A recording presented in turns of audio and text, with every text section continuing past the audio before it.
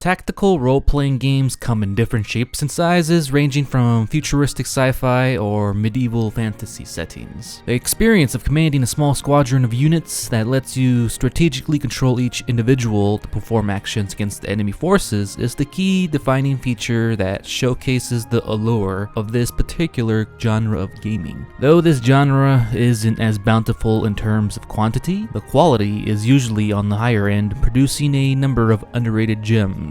One of these said gems is Valkyria Chronicles, a World War II themed turn-based strategy game that was originally released on the PlayStation 3 back in 2008 by Sega, which eventually did get remastered and ported for the PC, PlayStation 4, and the Nintendo Switch over the years as separate time releases. Sorry Xbox fans, it looks like you lucked out on this one. Gaming platform history aside, let's first talk about a bit of the story and characters before moving on to the gameplay discussion. The story setting of Valkyria Chronicles takes place mid-20th century during the 1930s in the fictitious continent of Europa, where the small independent nation of Gallia is caught in a crossfire between two warring superpowers. This major conflict was known as the Second European War, or EW2 for short. To the east, we have the European Imperial Alliance, that's also known simply as the Empire, while to the west we have the Atlantic Federation, who are both suffering from severe ragnite shortages, which is a precious mineral resource that's used in various fields such as engineering and medicine. EW2 began when the Empire launched their first invasion on Federation soil in a desperate attempt to seize control of precious ragnite resources, kicking off a series of fierce skirmishes between the two superpowers. Despite these ongoing conflicts, the nation of Gallia tried to remain neutral and stay out of this war for as long as possible. However, the temporary peaceful life in Gallia came to an end as the Empire eventually launched an invasion and breached the borders of Gallia, since this small independent nation was well known for its rich ragnite resources, despite its small size. Town after town were quickly conquered amid the surprise invasion, and many of the citizens of Gallia became refugees fleeing towards the capital of Rengris to either take shelter or join the military, while the remaining local town militias ended up merging with Gallia's regular military forces and have begun their campaign for the nation's liberation from the Empire's oppression. In the Gallian military, we are introduced to our main cast of Squad 7, which is part of the 7th Platoon in the military's 3rd Regiment.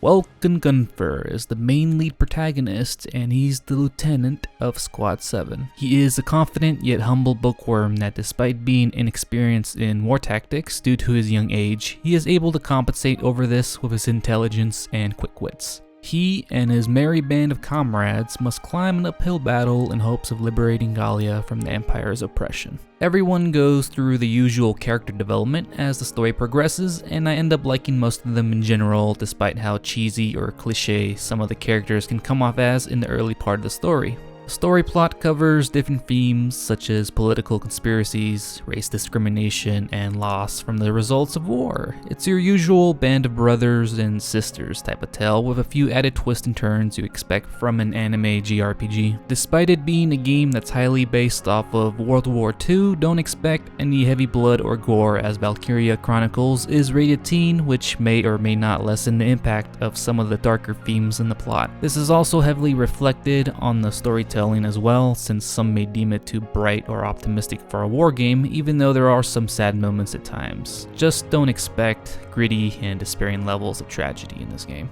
Overall, the story and characters are enjoyable, which is nicely complemented by the visual art style, which gives it a warm storybook vibe. The cel-shaded graphics accompanied by the comic book style dialogue just looks well put together, giving it a nice presentation. Now that pretty much covers the story side of things for this review. Now let's go over the gameplay, which is arguably the best selling point of this game.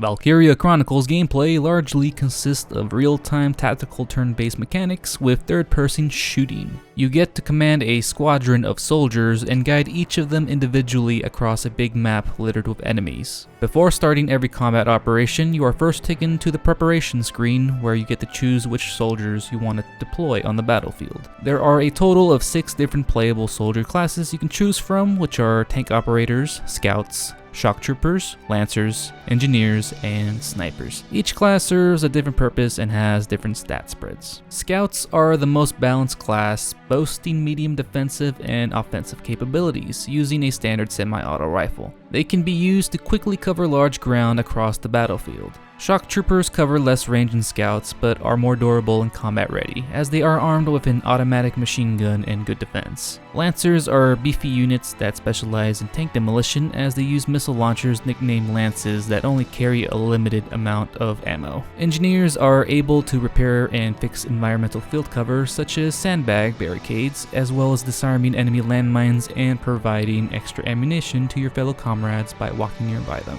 Despite providing good utility, they are not very effective in actual combat. Snipers are the glass cannons. They boast high attack power while being weighed down by frail defense and limited movement. They can one-shot kill most enemies with a well-placed headshot from a very far range, assuming they're not hiding behind protective cover, which might take an extra 2 or 3 shots.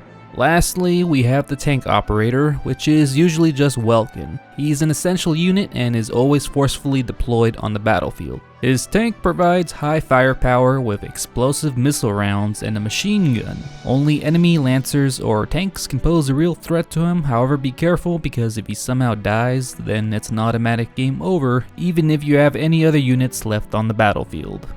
After finishing prepping up and deploying your units on the battlefield, there is a player and enemy phase with both sides having a limited number of command points. One command point is required every time you move an individual infantry soldier or by using flag bases to retreat and deploy different units. 2 command points are needed if you want to move your tank unit, which makes sense for balance purposes. You can start out with extra command points if you bring your leader units such as Alicia, Rosie, or Largo on the battlefield, with each providing 1 extra command point. It's not necessary to move every unit since you can actually select and move any specific character multiple times in one turn. However, this is balanced out by reducing the chosen unit's physical movement every time you select them to prevent you from sprinting across the map in one go. The movement system for your units doesn't go by the traditional grid-based style most tactical RPG titles follow, but instead has a stamina-like system called action points that lets you move freely across the map without much restriction until your AP bar is depleted. In terms of range movements, scouts can move the farthest, while snipers have the worst movement limitations. As for the actual combat itself, you have to aim your weapon in third person and carefully target the enemy's weak points. Range plays an important role in terms of DPS. For example, if you're using a scout and want to attack a certain unit, the farther you are from your target, the less damage you're able to output along with reduced accuracy. It'll require more shots to take out an enemy unit at long range compared to shooting them at point blank range. A scout can fire off 5 bullets in one go, with each bullet relying on RNG to hit their target. Sometimes you will land all of your shots, while at times you will miss half or even all of them. It all depends on RNG and, most importantly, range. Be aware that when moving, some enemies can attack you in real time if you are within their range, so be careful if you try to get too close towards enemy scouts or shock troopers, since they will blast you for being a little too brave. The same cannot be said for enemy lancers or snipers, since for whatever reason they won't attack you if you get too close, so feel free to walk up to them to fill their faces with lead. Another feature for combat play is joint team attacks, which is when you're about to attack an enemy while standing next to a fellow comrade. Team attacks have a chance of triggering when you pair up units like scouts or shock troopers side by side, and you are also granted bonus damage if the picked units happen to be friends, as each unit has a preferred ally they like to fight along with. Also note that lancers and snipers cannot partake in team attacks. Besides shooting, your units can also provide basic first aid for themselves or other units if necessary. Some units like scouts and shock troopers can also attack with grenades if the situation demands it. If you are ever careless and accidentally end up causing one of your units to lose all of their health, they will end up in a comatose state. If this happens, you will have 2 turns left time-wise to save them by having another one of your units reaching out to them to be saved by a medic evac. However, if 2 turns pass by without you reaching them in time, or if an enemy unit touches them first, they can end up dying permanently. That's right, there is permadeath in this game, so be careful.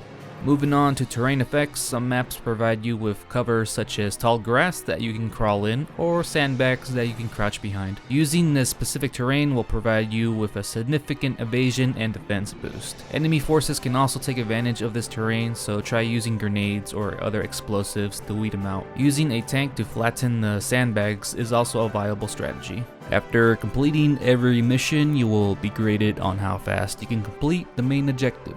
The grading criteria is based on how many turns it took you to complete the mission. Example being that A rank is usually obtained for beating a level in less than 3 turns or so, though it does vary for every chapter. Sometimes it's 5 turns, sometimes it's only even 1. Getting high rank rewards you more experience and in-game currency with the occasional medal achievements you receive from the audience hall after chapter 10. But I wouldn't stress too much about getting A rank for every mission on your first playthrough. If you ever feel the need to grind after getting stuck on a certain story chapter due to difficulty, there are extra battle maps called Skirmishes. Skirmishes are optional maps that are unlocked after certain story chapters are finished, and you can replay them as much as you want to earn extra experience and ducats. There are 9 skirmish maps in total, and they will only come in easy and normal difficulty at first. After you beat the game, you are then given the option to start New Game Plus, which allows you to carry over all of your upgraded gear, levels, and learned command orders. However, the previous roster you originally finished the game with will change, so you'll have to recruit your favorite units again if they are missing. Besides the carryover rewards, you will be allowed to replay the story chapters as much as you please until you get the desired A ranks, since they are not replayable in the first playthrough. Hard difficulty for Skirmishes is also unlocked, and it provides you a real challenge as the map layouts are drastically changed, placing you in tough spots. This is pretty much the real post-content endgame, since there's actually no difficulty setting for the story mode maps. In your first playthrough, I'd say the first 6 story chapters are relatively easy, but you'll soon notice a big difficulty spike in chapter 7 and beyond. If you have the remastered version of Valkyria Chronicles, it also comes with free DLC that will give you extra map missions such as class trials and other story missions that are a little on the harder side in terms of difficulty. You'll also unlock expert difficulty for skirmish battles, which makes hard mode look like a walk in the park, so have fun figuring out how to beat those tricky maps. Alrighty then, that's all I have to say about the combat and story mechanics, though there's still more I haven't mentioned yet, but I'll go over that when talking about the progression system. Whenever you are not doing any missions, you are able to access the headquarters, which is your base of operations. Here you will be able to level up and recruit more soldier units, upgrade your weapons and tanks, and learn unique command orders from an elderly gentleman. First off, in the squad barracks, you can change the equipment of your units by swapping out their weapons. You can get new gear from the weapons research facilities or from the loot that you can obtain by killing enemy ace soldiers, who are unique elite units with their own special names. Next, we have the command room, where we will be able to recruit and dismiss units in order to replenish your squadron or to just simply change things up. Each soldier has a unique set of personality perks that affect their combat capabilities in either a positive or negative way. Each unit has their ups and downs, so it's up to you on how you make things work out. In the end though, most units are viable and you can recruit based off of personality taste or whatever if that's your thing. Be sure to check in often as new recruits show up after every other chapter. Moving on to the training field, you'll need experience points to level up your classes in order to promote them to higher ranks. Note that leveling up a class automatically levels up every unit in that specific class, so you don't need to worry about saving up XP for individual units. When leveling up a class, they will be able to learn new abilities called battle potentials, as well as having access to new weapons and combat orders. For example, when reaching level 11, scouts can gain access to grenade launchers, while shock troopers have access to flamethrowers, which are pretty damn powerful. As for battle potential abilities, they act as personal buffs or debuffs that can activate depending on the terrain and a unit's perk abilities, which can improve your unit's combat effectiveness. Unlike personality perks, battle potentials always provide beneficial boosts to the classes on the battlefield. Then we have command orders, which in exchange for using command points on the battlefield, boost the effective combat effectiveness of your soldiers. Most orders provide various buffs ranging from increased evasion, firepower, healing, defense, and other beneficial abilities. Using order commands is essential for getting that coveted A rank on most maps, and of course getting you out of sticky situations on difficult scenarios. Next up is the R&D facility, where you can purchase weapon and tank upgrades with the in-game currency called ducats. That's earned from completing missions. No experience points are required in this facility. In the beginning, the weapon upgrade branches are rather linear, but later on each weapon type will split into multiple upgrade paths and variations. Each branch will provide different effects along with improvements to range or stopping power. Besides weapon upgrades, you can also modify and upgrade certain parts of your tank, such as the armor, treads, cannons, and machine gun. Some upgrades come with a Tetris block-like feature that limits the way you can mod your tanks. The more advanced upgrades usually come in larger sizes, so it's a little tricky configuring an optimal setup for your tank. It's an odd mechanic, but it's interesting to say the least. After completing Chapter 3, 2 new areas are unlocked, which are the Castlefront Street and the War Cemetery. The Castlefront Street is basically a newspaper stand that retells your exploits in the war after every chapter or so.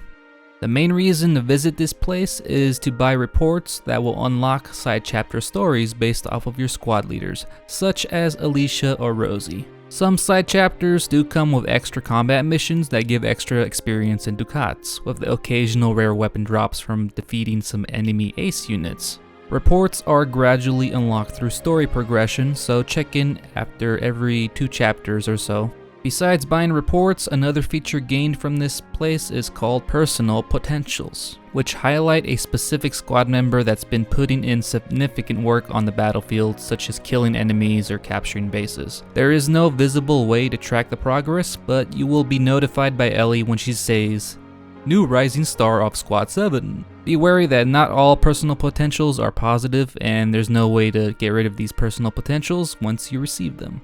Now moving on to the War Cemetery, where we'll meet up with an elderly fellow who can teach you very useful order commands that are a little more advanced compared to the ones you learn in the training field.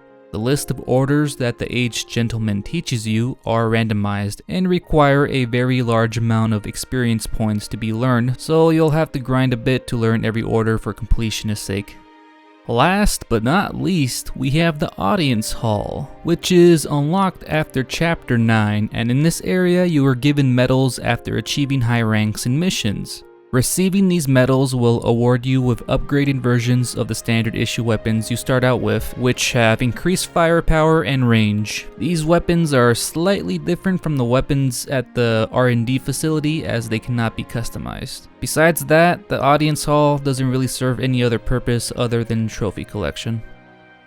I believe that covers everything you need to know about the gameplay and such, so it's time for my final tidbits of afterthoughts.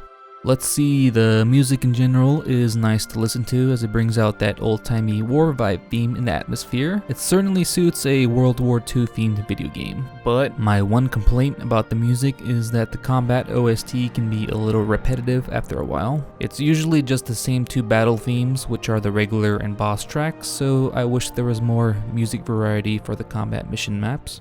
Besides the music, the voice acting sounds rather solid in my opinion, since every character is voiced during story and combat scenes. Both English and Japanese dubs are available, which is a nice perk. The length of the game is on the longer side, as there are 18 story chapters containing 22 combat missions. Doing the main story alone will take you roughly 30 hours, which doesn't even include the extra report chapters and DLC levels, which provides another 10 hours or so. As for performance, the game runs very smoothly on the PS4, though there are a lot of loading screens. PS3 is pretty much the same, I believe, with the exception of the remastered graphics, of course. On PC, the spec requirements are minimal for today's standards, since it did release on Steam over 6 years ago, so you shouldn't have any trouble running it in HD at 60 frames. The Switch version is only available for digital download at around 7 GB, and there are a couple frame rate issues unfortunately, though the game is still playable. Just don't expect a patch, since Sega released the Switch version in 2018, and it seems they have forgotten about it ever since. Sad times indeed. Well, I think it's time to wrap it up here, so I'll ask the big question on whether you should get Valkyria Chronicles or not. If you're looking for a World War II themed tactical turn-based strategy game with a little bit of anime mixed in, then you'll most likely love it for sure.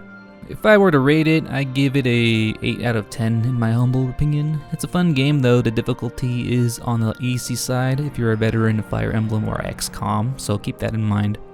Anyways, that's all folks, peace out.